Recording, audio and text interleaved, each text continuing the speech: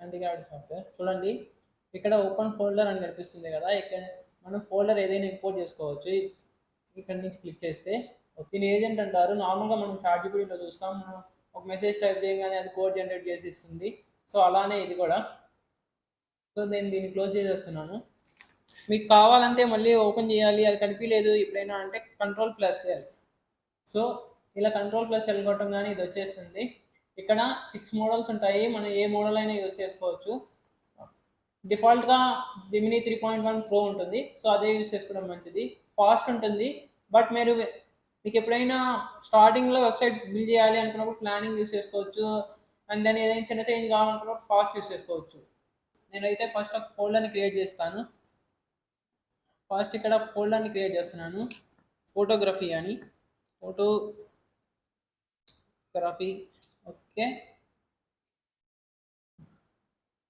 Okay this name already exist. So నేను photograph అని type చేస్తాను, క్రియేట్. ఓపెన్ ఫోల్డర్ ఓపెన్ చేశాను.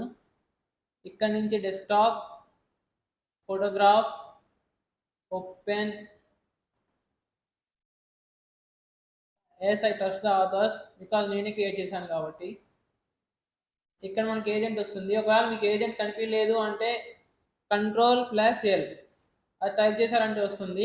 అండ్ దెన్ చూడొచ్చు ఇక్కడ ప్లానింగ్లోనే ఉంది. అండ్ జెమినీ డిఫాల్ట్గా ఇదే ఉంటుంది, సో దాన్నే వాడండి.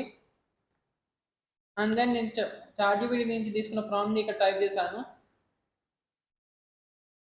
ఇప్పుడు అది కోడ్ జనరేట్ చేస్తూ వస్తుంది. మీరు ఇక్కడ చూడొచ్చు, ఫోటోగ్రాఫ్ ఫోల్డర్ని ఇంపోర్ట్ చేసిన తర్వాత దీంట్లో ఏం ఫైల్స్ లేవు.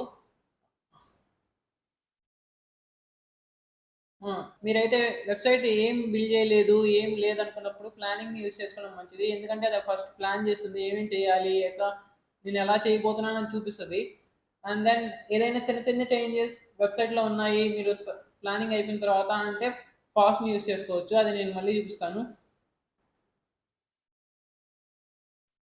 సో యాంటీ గ్రావిటీకి చాట్‌జీపీటీకి తేడా ఏంటంటే, మీరు చాట్‌జీపీటీలో యూజ్ చేసినప్పుడు మీరు ప్రాంప్ట్ ఇస్తారు, కాపీ చేస్తారా అని వేరే ఫోల్డర్లోకి వెళ్ళి మీరు స్వయంగా పేస్ట్ చేసుకోవాలి. బట్ ఇక్కడ అలా కాదు, ఆటోమేటిక్గా ఇదే మొత్తం జనరేట్ చేస్తూ వస్తుంది. చూడండి అదొక ప్లాన్ క్రియేట్ చేసింది, ఎన్ని ఫైల్స్ క్రియేట్ చేయబోతుందో చెప్పింది. సో నాకేం ఇక్కడ ప్రాబ్లం అనిపించడం లేదు. సో నేను ప్రెస్ కూడా కొట్టేస్తున్నాను ఇక్కడ. ఓకే చూడొచ్చు, మీరు వెబ్సైట్ బిల్డ్ అయిపోయింది. ఇక్కడ ఫొటోస్ అదే ఆటోమేటిక్గా జనరేట్ చేసుకుంది, ఫైల్స్ అదే ఆటోమేటిక్గా జనరేట్ చేసుకుంది, మొత్తం అదే చేసుకుంది. జస్ట్ నేను ప్రాంప్ట్ ఇచ్చేసి వదిలేశాను. ఇది కోడ్ ఎలా జనరేట్ చేసింది అన్నది మొత్తం నేను స్కిప్ చేస్తున్నాను, ఎందుకంటే వీడియో లెంత్ తగ్గడానికి. సో ఇక్కడ క్రోమ్ ఎక్స్టెన్షన్ ఒకటి ఉంటుంది, మీరు చూసినట్టయితే ఓపెన్ బ్రౌజర్ అని ఉంది కదా ప్రివ్యూ కోసం. సో మీరు ఇక్కడ చూసుకోవచ్చు అది ఎలా బిల్డ్ చేసింది, చూపిస్తాను మీకు ఎలా బిల్డ్ చేసిందో. చూడండి ఎంత మంచిగా వచ్చిందో. అది అవుట్పుట్ జనరేట్ చేస్తుంది. ఇలా మీరు కూడా జస్ట్ మీకు బేసిక్ నాలెడ్జ్, కంప్యూటర్ నాలెడ్జ్ ఉంటే చాలు. ఏమైనా డౌట్స్ ఉంటే కూడా అడగచ్చు కామెంట్స్లో. అండ్ దెన్ చూడండి ఇక్కడ అలెక్స్ అని ఉంది, నేను ఇక్కడ అజయ్ అని పెట్టుకోవడానికి ట్రై చేస్తాను. చూడండి ఇందాక మీకు ఫాస్ట్ ఎలా యూజ్ చేయాలో చెప్తా అన్నాను కదా, ఫాస్ట్ ఎందుకంటే అది చిన్న చేంజే కాబట్టి పెద్ద టైం తీసుకోదు. అండ్ దెన్ నేను కూడా ఈవెన్ ప్లానింగ్ అదంతా అవసరం లేదనుకుంటున్నాను దానికి, సో అందుకని యూజ్ చేస్తాను Ajay. In the place of Alex give my name Ajay, enter press చేశాను. అండ్ దెన్ ఇప్పుడు అది చేంజ్ చేయడం స్టార్ట్ చేసింది. ఎందుకు అసలు మనం యాంటీ గ్రావిటీ ఎందుకు వాడాలి అంటే, ఎందుకంటే మనకి బేసిక్ కోడింగ్ నాలెడ్జ్ లేనప్పుడు మనం యాంటీ గ్రావిటీ మీద డిపెండ్ అవడంలో తప్పు లేదు. అండ్ దెన్ మనం చూస్తూ ఉంటాం న్యూసెస్లో లే ఆఫ్ అయిపోతున్నారు పీపుల్. ఎందుకు లే ఆఫ్ అయిపోతున్నారు? సర్వీస్ బేస్డ్ కంపెనీసే ఎందుకు జాబ్స్ నుంచి తీసేస్తున్నాయి అంటే ఇదొక రీజన్.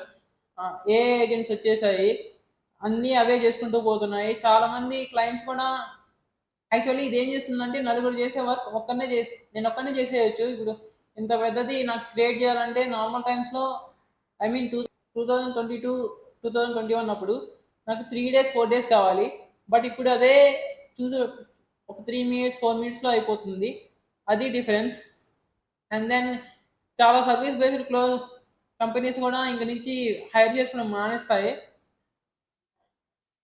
సో ఇక్కడ చూడండి, I have successfully replaced Alex with Ajay across the profile portfolio site the following sections are updated. చూడొచ్చు. అండ్ దెన్ మనం మళ్ళీ చూద్దాం వెళ్ళి. అండ్ దెన్ నేను రీఫ్రెష్ చేస్తున్నాను దీన్ని. ఇక్కడ అజయ్ వచ్చేసింది. సో అదండి, ఇప్పుడైతే మనం మొత్తం అర్థం చేసుకున్నాం కదా. అసలు ఎలా ఉంది ఏంటి, మీకు ఏమైనా డౌట్స్ వచ్చినప్పుడు కింద కామెంట్స్లో అడగండి. Thank you.